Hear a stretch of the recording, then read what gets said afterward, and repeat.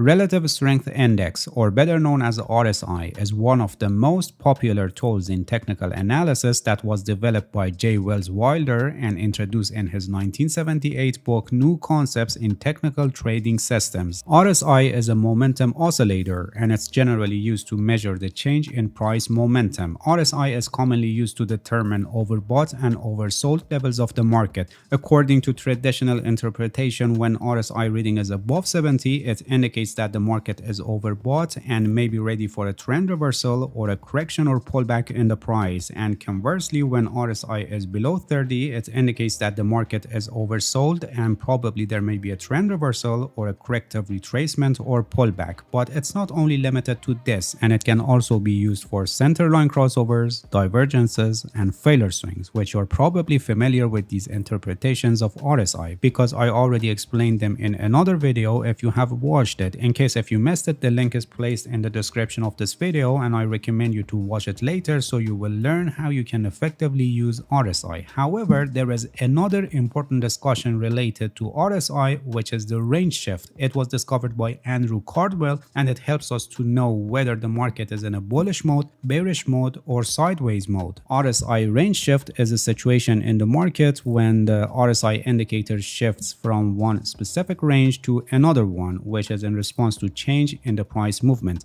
Andrew Cardwell introduced 5 different types of RSI ranges that help us to determine the trend. The first one is bullish range, where the relative strength index is more likely to oscillate in the 40 to 80 range. When the price is in an uptrend and advancing, it finds support at 40 level rather than oversold level of 30. 40 is considered an oversold reading here, playing as a support level or a demand zone. So when RSI reaches around this level, advancing of the price is expected, which provides us a good opportunity to buy in the direction of the current trend. And on the other hand, reading around 80 level is considered overbought reading here, playing as a resistance level or a supply zone, so declining of the price is expected either in the form of a trend reversal or pullback, which was the case here for this overbought reading. The second one is super bullish range, where the relative strength index is more likely to oscillate between 60 and 80. 60 is considered an oversold level of the market here, and this level is acting as a support level or a demand zone, so when the price reaches around this level, advancing of the price is expected, providing us a good opportunity to buy in the direction of the current trend. But please pay attention that many of the times when we have super bullish range, the price is advancing sharply and it kind of shows exhaustion move in the market, and it's very probable to have the trend stopped and the price going to a trading range before either proceeding its prior direction or a reversal may happen. In this case, you can see that the price couldn't break this high, going to a trading range, and here we have another types of RSI range, which is called sideways range. I'll explain about this later if you are listening to me carefully. So now you got the point what is all about RSI range shift, shifting from one range to another range. I'll talk more about this later, don't worry. So in super bullish range, I recommend you to be very careful with entering a trade and make sure you are managing your risk properly. On the other hand, here the 80 reading of RSI is considered overbought, so this level acts as a resistance level and declining of the price is expected either in the form of a pullback, which was for this case, or trend reversal or weakening of the current trend, which happened after this overbought reading.